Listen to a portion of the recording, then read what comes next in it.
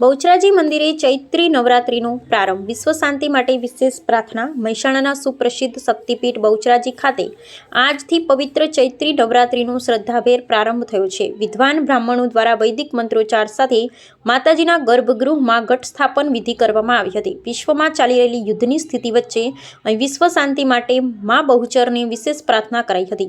આગામી 9 દિવસ અને ખાસ કરીને 13 થી પૂનમ સુધી યોજાનારા ભવ્ય મેળામાં લાખો માઈ ભક્તો દર્શનનો લાભ લેશે. જ્યાં શક્તિની સાચા હૃદયથી આરાધના થાય છે, ત્યાં અશાંતિ વચ્ચે પણ પરમ શાંતિનો વાસ હોય છે. આપણી સનાતન સંસ્કૃતિ જ વિશ્વ કલ્યાણ અને શાંતિનો મૂળ આધાર છે. અહેવાલ કાર્તિક પૂજારા.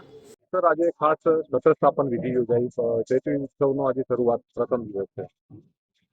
ચૈત્રી નવરાત્રીનો આજે પ્રથમ દિવસ છે, ત્યારે આજરોજ સવારમાં શાસ્ત્રોક્ત વિધિ મુજબ ઘટ સ્થાપનની વિધિ કરવામાં આવી છે.